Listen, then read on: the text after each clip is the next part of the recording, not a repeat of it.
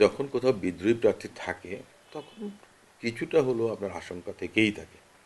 তারপরেও আমি একটা কথা বলি, যেটা হচ্ছে যে মানুষ মার্কাটা দেখেন, প্রার্থীকে দেখেন। সো বাংলাদেশ জাতীয়তাবাদী দল অনেক বড় একটা রাজনৈতিক দল। ইতিপূর্বেও এই দল 2/3 সংখ্যাগরিষ্ঠতা নিয়ে সংসদ আসীন হয়েছিল, রাজনৈতিক সরকার গঠন করেছিল দেশনেত্রী বেগম খালেদা জিয়ার নেতৃত্বে। তো সেক্ষেত্রে আপনার যদি বিদ্রোহী প্রার্থী যারা আছেন তাদেরকে আপনার জনগণ ভোট দেবেন, বা বিএনপির যারা সমর্থক তারা তো ধানের শীষের প্রার্থীকেই ভোট দেবেন।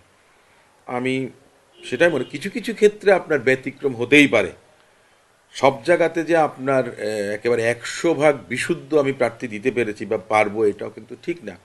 কোথাও কোথাও আপনার মনে করেন যে আহ, আমরা যেটাকে বলি অ্যালায়েন্সের কারণে, তাই না, জোটগত আপনার নির্বাচনের বিষয়ে জোটের শরিকদের ক্ষেত্রে অনেক নেতাকে স্যাক্রিফাইস করতে হয়েছে।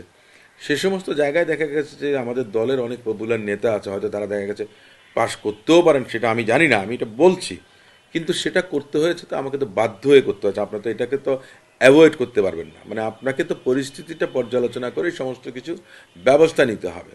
সে কারণে আপনি তো জোটের কোনো প্রার্থীকে, আপনি তো কমিটমেন্ট থেকে তো বিএনপি তো সরে যেতে পারবেন না।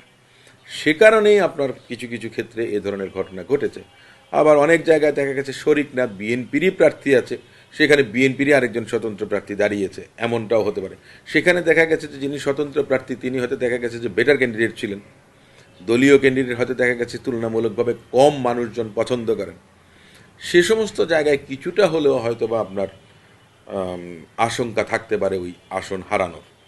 তারপরেও আমি মনে করি যে বাংলাদেশ জাতীয়তাবাদী দলের সমর্থকরা, যে আমরা বলি না যে জীবনের প্রথম ভোট ধানের শীষের পক্ষে হোক, নতুন ভোটার যারা আছেন তারা হয়তো এই বিষয়টা বিবেচনা করবে।